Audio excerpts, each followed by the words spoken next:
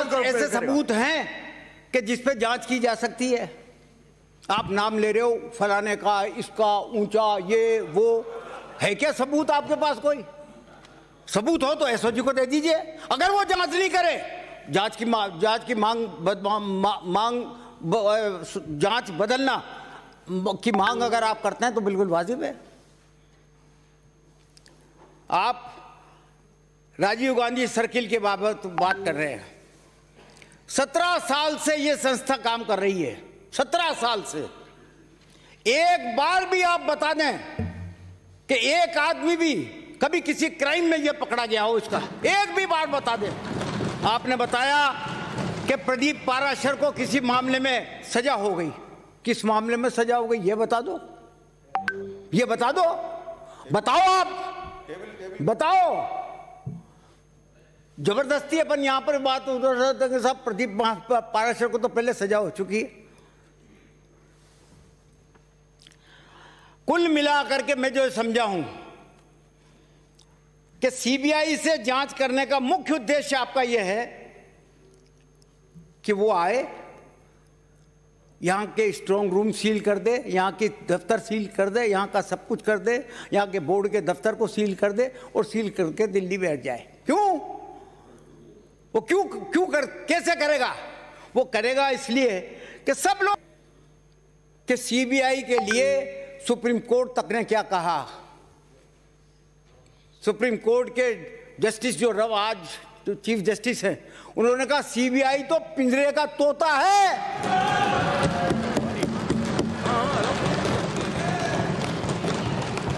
आप इसलिए सीबीआई को दिलवाना चाहते हो ताकि जांच आपके हाथ में आ जाए, इसलिए दिलवाना चाहते हो आप। आपको एसओजी के खिलाफ आरोप आपने एक भी नहीं लगाया, ना आपने ये बताया कि उसके इन्वेस्टिगेशन में जो है ये खामी रह गई, बल्कि तारीफ की है आपने। एक बार नहीं, 2 बार तारीफ की है। और आज आप उसकी जांच बदलवाना चाहते हो, उसको बेइज्जत करना चाहते हो ऐसी संस्था को। ये लोग अच्छी तरह से जानते हैं कि सारा स्ट्रेस अगर एसओजी का है आज तो रीट की जांच पर है। पूरी ताकत लगा रखी है एसओजी ने और वो जल्दी ही खुलासा कर देगी। बहुत हद तक मुख्य आरोपियों को पकड़ भी लिया सीबीआई तो भंडारा है। सीबीआई को जांच देने का मतलब तो बाड़ा मतलब ये गड्ढे में जाना, गड्ढे में जांच को फेंकना है।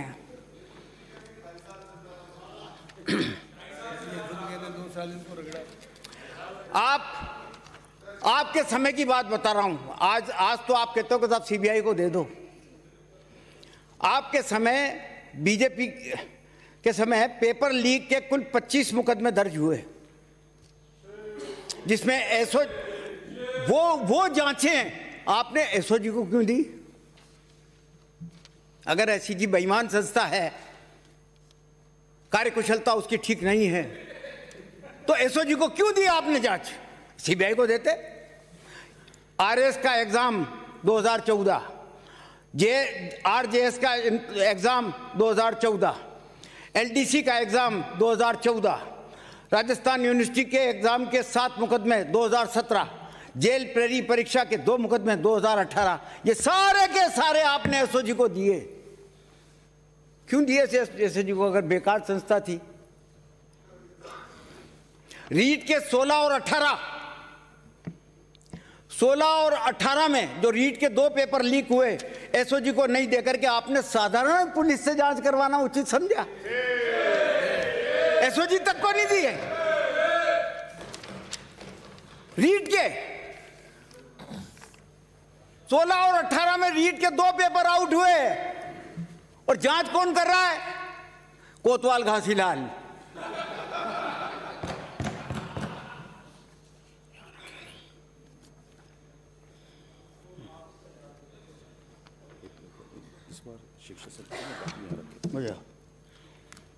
इसके अलावा भी देखिएगा आपने कृषि पर्यवेक्षक से परीक्षा हुई 2013 में, सेकंड ग्रेड शिक्षक भर्ती हुई 2014 में, जेल प्रेरी परीक्षा के 5 मुकदमे 2016 में, ITI सेकंड सेमेस्टर परीक्षा 2017 में, SSC क्लर्क एग्जामिनेशन हुआ 2018 में, पुलिस कांस्टेबल परीक्षा हुई 2018 में। इनको भी आपने साधारण पुलिस को दे दी। चोमू का कोतवाल जांच कर रहा है।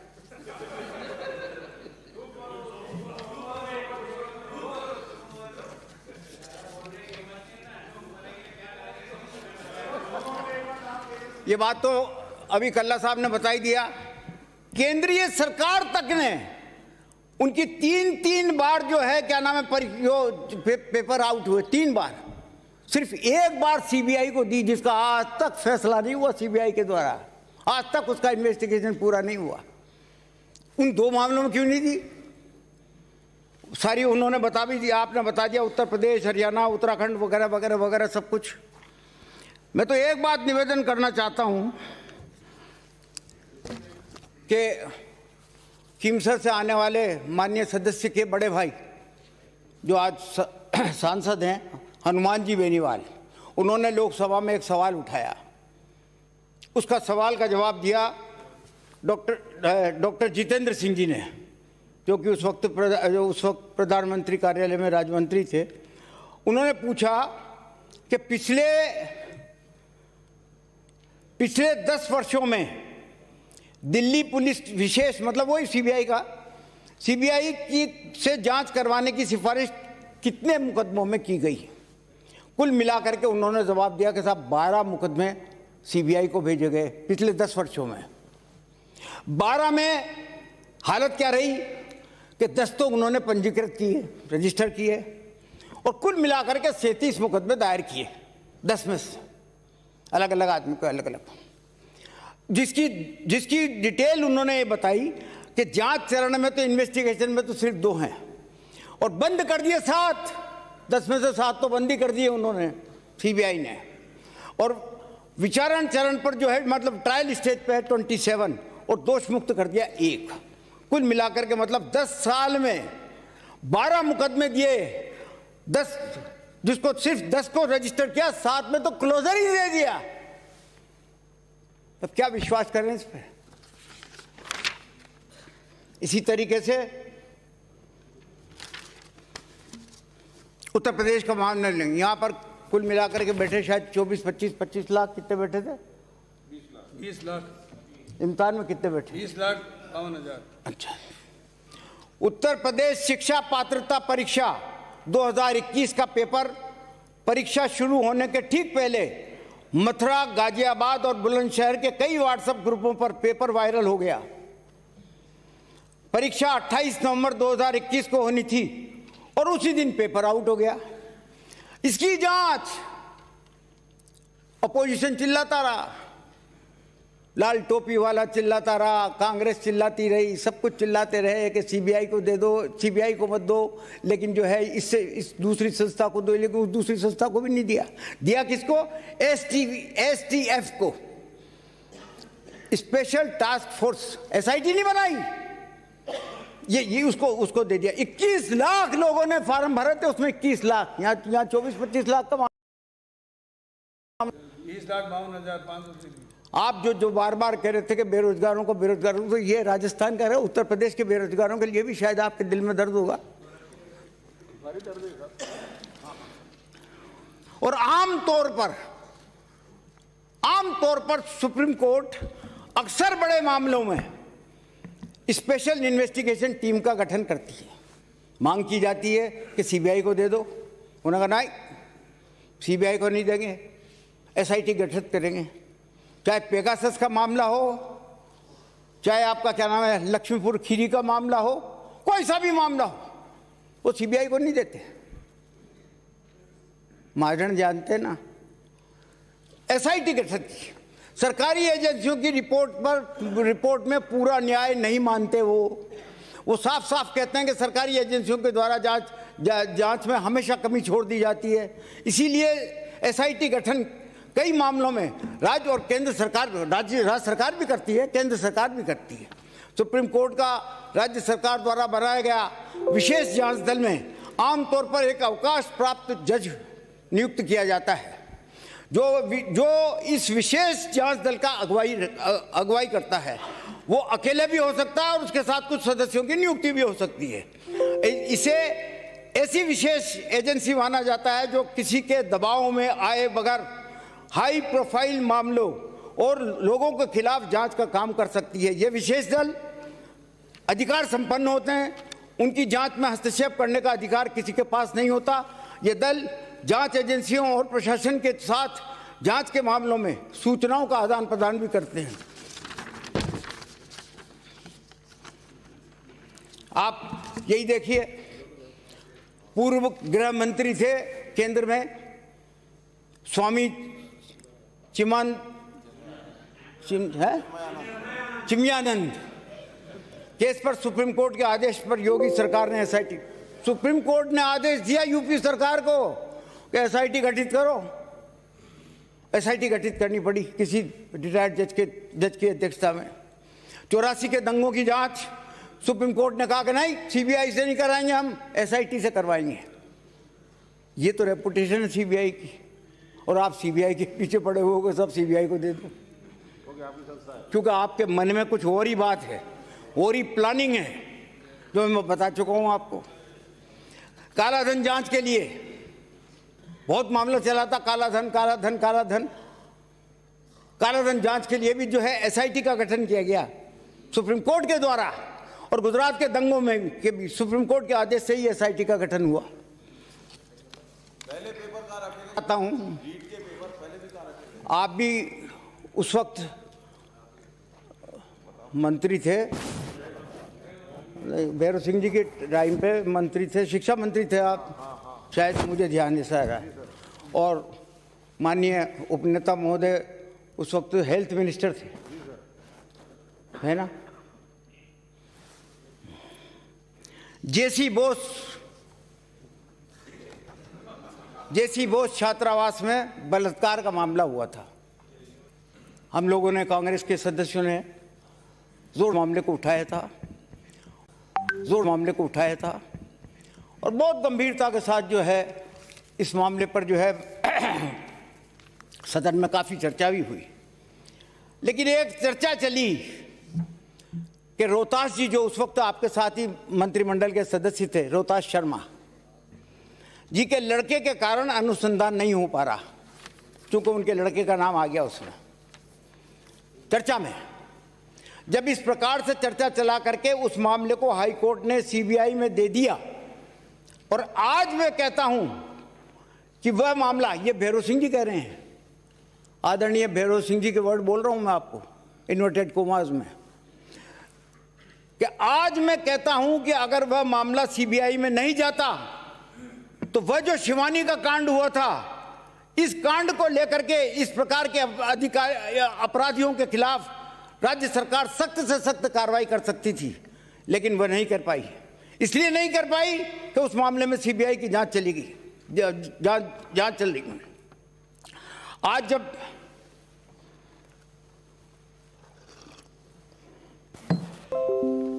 भैरव सिंह जी जब जवाब दे रहे थे, उसके पहले हमारे नेता परसराम जी मदेरणा ने सवाल उठाया था और सीबीआई की बात करी थी कि सब सीबीआई, तो वो बोलते हैं आगे कि परसराम जी ने कहा मुझे इसमें कोई आपत्ति नहीं हुई, लेकिन आपको निश्चित रूप से कह सकता हूं कि सीबीआई में कोई, ये भैरव सिंह जी कह रहे हैं परसराम जी से, कि मैं आपको निश्चित तौर पर कह सकता हूं कि सीबीआई में कोई विलायत के वो आदमी नहीं आए, कोई विलायत से उतर करके यहां पर आ गए हों सीबीआई में, कोई आसमान से आए हों, ऐसा भी नहीं है। राजस्थान पुलिस के लोग ही सीबीआई में हैं, अन्य राज्यों के लोग भी सीबीआई में हैं। इनका इन्वेस्टिगेशन करने का तरीका और स्तर क्या है, उस शिवानी कांड में आज तक चालान नहीं हुआ, आज तक चालान नहीं हुआ। सीबीआई में मामला चला गया तो हमको निश्चित रूप से नुकसान होगा, ये आदरणीय भैरव सिंह जी की कहा हुआ। तारीख भी बता देता हूं आपको, 9 सितंबर 1997, राजस्थान विधानसभा, पेज नंबर 262, 263, 462, 463। अब आपको सीबीआई के बाबत आदरणीय प्रधानमंत्री जी ने जो कहा उसकी लाइन सुनाता हूं आपको। Congress has misused and politicalized all constitutional bodies. All constitutional bodies. These elections fought by CBI, only candidates Congress. Congress तो कैंडिडेट खड़ा करती है, चुनाव का प्रचार तो सीबीआई करती है, उनका कहना ये था। सीबीआई दूसरी बार और उन्होंने कहा कि CBI has become Congress bureau of investigation, has no faith in it. ये प्रधानमंत्री जी की ओपिनियन बताइए मैंने आपको, जिन्होंने कहा कि कांग्रेस इन्वेस्टिगेशन ब्यूरो है और सीबीआई तो चुनाव लड़ती है, कांग्रेस तो सिर्फ उम्मीदवार खड़ा करती है।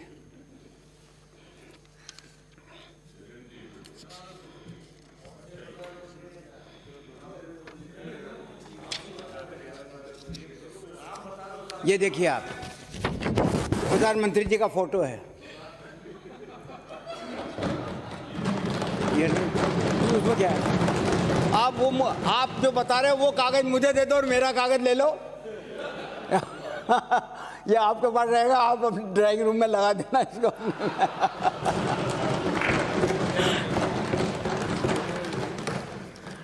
अब सवाल ये आता है कि आप बार बार आपने ये कहा कि एसओजी ठीक है, कर रही है काम, लेकिन ये उन लोगों तक नहीं पहुंच सकती, इसकी औकात इतनी नहीं है कि ये ऊपर तक पहुंच जाए। मेरा निवेदन ये है कि ये एसओजी है जिसने एक ही नहीं, मुख्यमंत्री राजस्थान, विधायक महेश जोशी, विधायक रमेश चंद्र मीना, विधायक आलोक बेनीवाल, विधायक ओम प्रकाश हुड्डा, विधायक श्री कांति प्रसाद, विधायक खुशवीर सिंह, विधायक बलजीत यादव, विधायक बाबूलाल नागर, विधायक महावीर सिंह खंडेला, विधायक रमीला खड़िया, विधायक राजकुमार गौड़, विधायक रामकेश मीना, विधायक लक्ष्मण जी मीना, विधायक संजय जी लोढ़ा, विधायक सुरेश जी टांक और विधायक महेंद्र सिंह जी मालविया, इनको नोटिस दिए। किसी की हिम्मत थी क्या कि जो मुख्यमंत्री को नोटिस दे दे? नोटिस विड्रॉ कैसे कब मिसलीड कर रहे हो उसको, बिराजे आसन सक्षम है, बिराजे आप लोग आसन सक्षम है, अपने आप व्यवस्था करेगा। माननीय श्री धारीवाल जी, क्यों तेजना पैदा कर रहे हो बार बार में? कुल मिलाकर के 18 आदमियों को मुख्यमंत्री समेत है किसी की ताकत?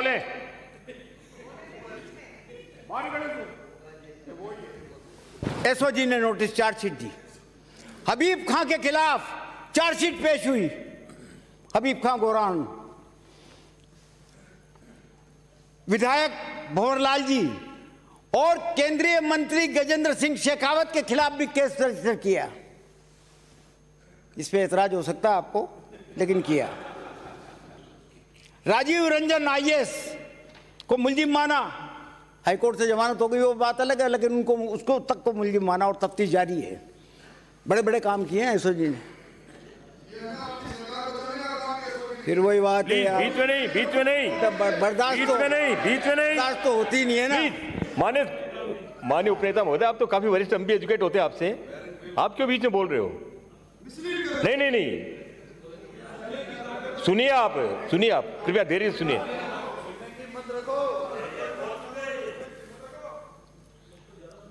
एक पेड़ के नीचे महात्मा बुद्ध, पर्यटकों की तरह से आते हो और आकर के डिस्टर्ब करने लग जाते हो।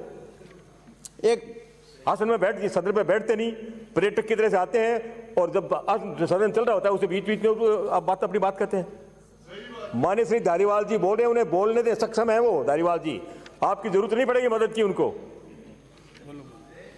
सभापति महोदय, पेड़ के नीचे महात्मा बुद्ध समाधि लेके बैठे हुए थे, तो एक व्यक्ति आता था रोज और उनको बुरी बुरी अश्लील गालियां देके जाता था। तो महात्मा बुद्ध के जो भगत थे उन्होंने एक रोज उनसे पूछा कि भगवान, कि रोज आता है और इस तरीके से गालियां देके जाता है, हमें बर्दाश्त नहीं होती। तो महात्मा बुद्ध का जवाब ये था कि वो बोलता है, मैं उसको स्वीकार नहीं करता, तो वो स्वीकार न करने से बात वहाँ की वहाँ पहुँच जाती है ठाकर साहब।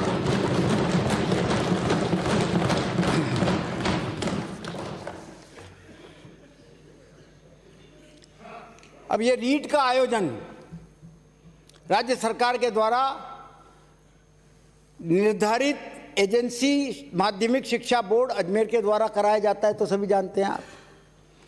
एक प्रश्न उठाया गया, बार बार उठाया गया कि सेवानिवृत्त शिक्षकों और निजी शिक्षण संस्थाओं के शिक्षकों को पहली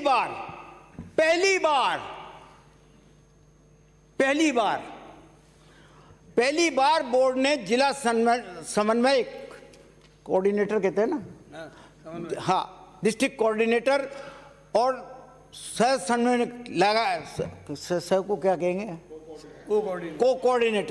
को कोऑर्डिनेटर लगाया। ये पूर्णतः असत्य है और मैं दावे से कहता हूं ये बात कि आप इस बात को साबित कर दो कि पहली बार ऐसा हुआ है। बीजेपी के शासन में 2016-2018 में की रीट की परीक्षा हुई, तब भी सेवानिवृत्त शिक्षक जो अखिल भारतीय विद्यार्थी परिषद के अध्यक्ष रहे तथा बीजेपी और आरएसएस के अनुसंघक संगठनों के ऑफिस बेरर सदस्य रहे, उनको परीक्षा में लगाया गया था। 16 और 18 में सेवानिवृत्त। डॉक्टर मुरारी लाल गुप्ता 2014 में सेवानिवृत्त हो गए, उनको 2016 और 2018 में डिस्ट्रिक्ट कोऑर्डिनेटर नीमका थाना सीकर में लगाया गया। ये अखिल भारतीय विद्यार्थी परिषद के प्रदेश पदाधिकारी भी रहे हैं। दूसरा और सुनिए आप, डॉक्टर राम अवतार जाट सेवानिवृत्त वृक्ष 2016, रीट 2018 में माधोपुर सीकर में, श्री माधोपुर सीकर में डिस्ट्रिक्ट कोऑर्डिनेटर बनाए गए। तीसरा, निजी कॉलेज के में कार्यरत, निजी कॉलेज में, प्राइवेट कॉलेज में, जैसे रामदयाल था ना, ये रामदयाल का दूसरा भाई, निजी कॉलेज में कार्यरत डॉक्टर एसएन नाथावत, जो अभी प्राचार्य के पद पर भगवान दास तोड़ी कॉलेज में प्राचार्य के पद पर कार्यरत हैं, को रीट परीक्षा 2016-2018 में जिला समन्वय, मतलब वो डिस्ट्रिक्ट कोऑर्डिनेटर लक्ष्मणगढ़ सीकर में बनाया गया था। तथ्य जो करो, बोलो, सदन में बोलो, तो वो तो सत्य बोलो भाई। अगर हमारी गलती है, हम मानेंगे, हमने पाराशर जैसे आदमी को लगा दिया जिससे आज हमें नीचे देखना पड़ रहा है, मानते हैं कि गलती हुई है, लेकिन खुद भी तो स्वीकार करो। जब भी बोर्ड कोई परीक्षा करता है, आप कहते हैं ना कि पिछली बार भी ऐसा हुआ था, तो पिछली बार ये अब क्यों कर दिया। जब भी बोर्ड कोई परीक्षा कराता है, तो पहले वाले बोर्ड के द्वारा क्या प्रक्रिया अपनाई गई थी उसको मानता है। वह क्या परंपरा थी, उसी तरीके से वो कार्य करने की प्रक्रिया को तय करता है। बोर्ड द्वारा सरकारी कॉलेज में सेवानिवृत्त प्रदीप पाराशर को जिला डिस्ट्रिक्ट कोऑर्डिनेटर और निजी कॉलेज के शिक्षक ज्ञानचंद गोठवाल को लगाया गया था।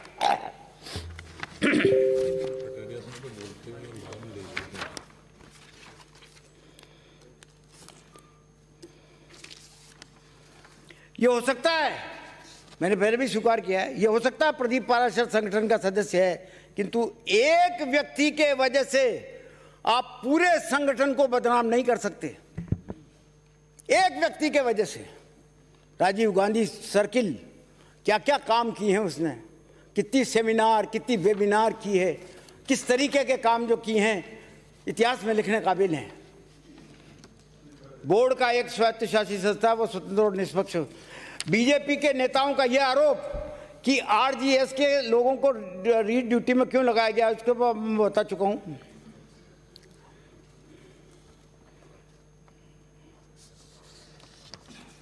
जैसा अभी कल्ला साहब ने बताया था कि 39 डिस्ट्रिक्ट कोऑर्डिनेटर वही थे जिनको कि 2016 और 2018 में लगाया गया, और 22 जो अतिरिक्त लगाए गए वो भी आरएसएस संगठन से जुड़े हुए और एबीवीपी से जुड़े हुए सदस्य थे। प्रश्न यह उठता है कि जयपुर में रीट के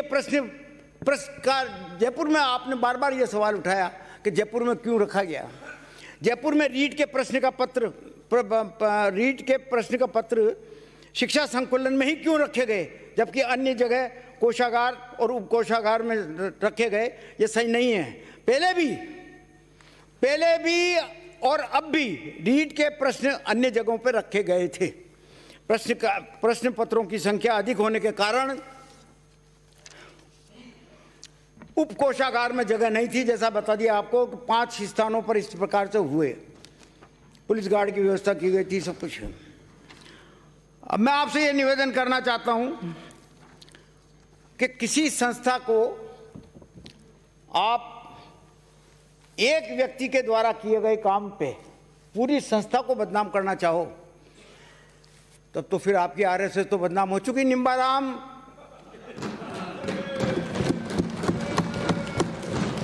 क्या हुआ था?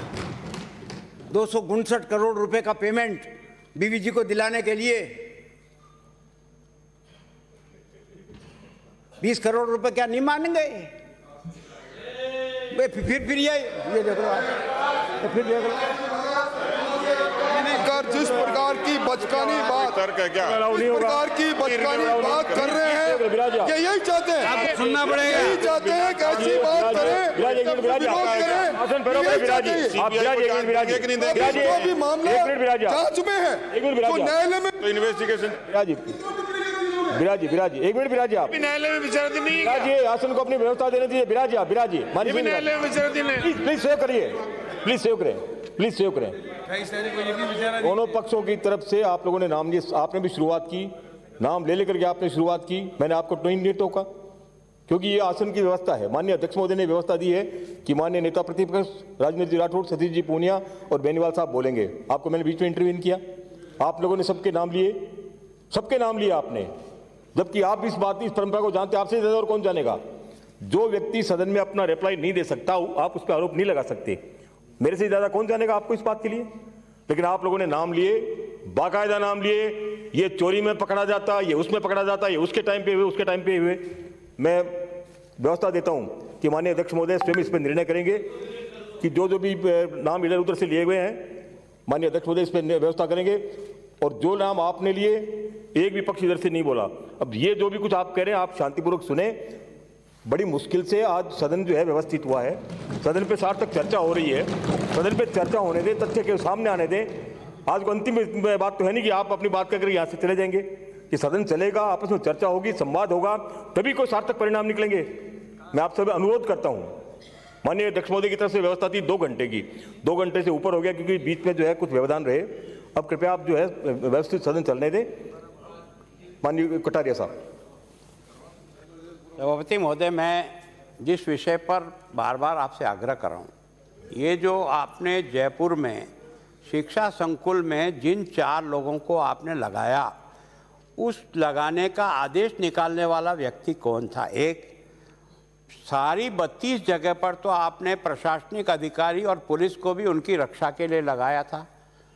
क्या उस स्थान पर भी पुलिस की रक्षा में कोई आदमी वहाँ तैनात था? क्या वहाँ कोई आरएएस, आईएएस या किसी व्यक्ति को भी उसके साथ लगाया हुआ था? क्या स्ट्रॉन्ग रूम की चाबी इन दोनों व्यक्तियों के पास थी और इन्होंने इसको खोला? मुख्य बात जो आ रही वो इस बात पे आ रही, इस पे कोई जवाब नहीं। एसओजी मुझे मुलजिम बनाए, आपको अगर कोई मैं एफआईआर लिखाऊं कि आपने ये किया तो एसओजी दर्ज नहीं करेगी क्या?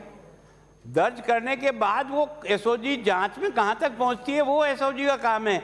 ये काम तो दर्ज कराने वाला व्यक्ति का, जो शिकायत दर्ज कराई उसने लिख लिया, उसमें क्या दिक्कत थी? मैं सोचता हूँ ये डर था कि बहानेबाजी नहीं, सीधा आओ इस सेंटर पर इन 4 लोगों के हाथ में ये सारा काम किस ऑर्डर से, किस अधिकारी ने, किस व्यक्ति ने दिया और इसमें बोर्ड के अध्यक्ष का क्या है रोल, ये बताओ। श्री धारीवाल साहब। खैर बात चल रही थी साहब निम्बाराम जी की। निम्बाराम जी को बुलाया एसीबी ने, नहीं गए। कोर्ट से ऑर्डर करवाना पड़ा। कोर्ट ने कहा कि जाओ, ये देखो रीड पर बोल रहे हैं। नहीं कुछ तो करो साहब, डी रीड लोग कहाँ जा रहे हैं, कहाँ जा रहे हैं डी रीड लोग? प्लीज सेव करें। आपने बात सीबीआई की खड़ी की कि सीबीआई का जो परिस्थितियां हैं उस पर क्वेश्चन मार्क लगा हुआ है। कृपया शांतिपूर्वक सुने, बार बार आग्रह कर रहा हूं, कृपया शांतिपूर्वक सुने, मुझे चर्चा समाप्त करनी पड़ेगी। श्री धारीवाल साहब, अब ये एक हरीश लड़का है, आरएस का इम्तिहान देना चाहता था। अभी सवाल इतना ही पूछा है कि बीच में नहीं, तो पूछा साहब प्लीज, आपने पूछा, उसका भी जवाब दूंगा। तो एक ही है, जवाब दूंगा साहब। होगा तो इसका निदान ही नहीं होगा। केवल प्रश्न इतना ही मैंने पूछा, उसका भी जवाब दो। जवाब दूंगा, जवाब दूंगा मैं। सुनिए, कंक्लूड नहीं किया, जवाब दूंगा उसका। आप सुनिए सही तो साहब मैं जवाब दूंगा, लेकिन मुझे मेरी बात तो कहने दीजिए। आपने जो पूछा उसका जवाब दूंगा मैं। हरीश लड़का आरएस का इम्तिहान देना चाहता था। उसने आपके चाचा का नाम था ठकरा राम, ये आरएसएस का कार्यकर्ता है ठकरा राम। उससे कहा कि चाचा कुछ जुगाड़ बिठाओ, पास करवाओ। उसने कहा ठीक है करते हैं। देखो ये बाड़मेर में प्राइवेट स्कूल चलाता है ठकरा राम। ठकरा राम ने जोगाराम से कांटेक्ट किया, वो भी आरएसएस का आदमी। कृष्णाराम आरएसएस द्वारा संचालित आदर्श विद्या मंदिर में टीचर है, जोधपुर में टीचर है। उसने बीजेपी के पूर्व जिला प्रमुख पूनाराम जी से कांटेक्ट किया। तीनों में बाकायदा व्हाट्सएप पे बातें हुई, तय हो गया कि भाई 20 लाख रुपए दे दो, पास करवा देंगे। वो पास नहीं हुआ, पास नहीं हुआ तो ये दोनों के दोनों पहुंच गए उसके पास कि 20 लाख रुपए वापस ला। 20 लाख रुपए लेकर के जब ये जानने लगे बाड़मेर जोधपुर से, बीच में ही पकड़े गए। पुलिस ने पकड़ लिया। 19 लाख कुछ पैसे बाकी चाट पकौड़ी में खर्च हो गए होंगे, वो सब वसूल पा लिए। ये आरएसएस के ही लोग हैं। राजीव गांधी स्टडी सर्किल का एक आदमी तो बता दो भाई, इस पाराशर के अलावा एक आदमी तो बता दो। रीट की परीक्षा जो 2016 और 18 में राजकीय बालिका उच्च माध्यमिक विद्यालय आदर्श नगर जयपुर में स्ट्रांग रूम बना करके लगाई गई थी। स्ट्रांग रूम वहाँ बनाया था, ये तो शिक्षा संकुलन में बनाया है। आपने तो एक उच्च माध्यमिक विद्यालय में बना दिया था। सवाल ये है, आप बार बार पूछ रहे हैं कि किसका ऑर्डर था। ये ऑर्डर था अतर सिंह नेहरा जो जिला कलेक्टर थे उसका। तो मेरा आपसे यही निवेदन है कि इस जिद को छोड़ो आप। सीबीआई के माजने आपको मैंने पूरे सुना दिए, और कभी फुर्सत मिलेगी तो और सुना दूंगा। उसका पीछा छोड़ो और एसओजी पर विश्वास करो आप। निश्चित तौर पर वो एसीजी है जिसने कि चीफ मिनिस्टर को भी नोटिस दे दिया था और 18-20 एमएलए को दे दिया, माननीय सदस्यों को दे दिया था। डरने वाला नहीं है। दूध का दूध, पानी का पानी होके रहेगा, विश्वास रखिए। जय हिंद, धन्यवाद। चर्चा समाप्त। सभापति महोदय, चर्चा सभापति महोदय, चर्चा समाप्त। मुझे माननीय सदस्यों को सूचित करना है कि निम्नलिखित स्थगन प्रस्ताव की सूचना प्राप्त हुई है। श्री प्रताप सिंह 92 सदस्य की ओर से 12 जिले को औद्योगिक निवेश के लाभ से वंचित रखे। माननीय उपनेता महोदय, जो आसन की व्यवस्था है 2 घंटे चर्चा की, चर्चा समाप्त। अब इस पे कोई चर्चा नहीं होगी ना, बिल्कुल अलाउ नहीं करूंगा मैंने जो है आगे का बिजनेस ले लिया है। स्थगन प्रस्ताव की बात मैं कर रहा हूं, कृपया सहयोग करें, प्लीज बिराजिए,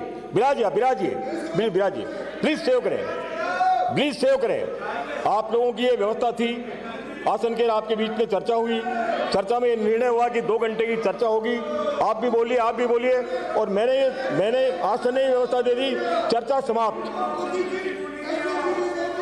समाप्त, कोई अंकित नहीं होगा। मुझे माननीय सदस्यों को सूचित करना है कि निम्नलिखित स्थगन प्रस्ताव की सूचना प्राप्त हुई है। श्री प्रताप सिंह 92 सदस्य की ओर से 12 जिले को औद्योगिक निवेश के लाभ से वंचित रखे जाने से उत्पन्न स्थिति के संबंध में श्री संदीप शर्मा 175 सदस्य की ओर से कोटा शहर में नॉर्दर्न बाईपास का कार्य शीघ्र पूरा करने के संबंध में श्री जगसी राम सदस्य की ओर से आबू रोड के सामुदायिक स्वास्थ्य केंद्र को उप जिला चिकित्सालय नहीं बनाए जाने से उत्पन्न स्थिति के संबंध में श्रीमती दीप्ति किरण माहेश्वरी 27 सदस्य की ओर से शिक्षक पात्रता परीक्षा 2021 के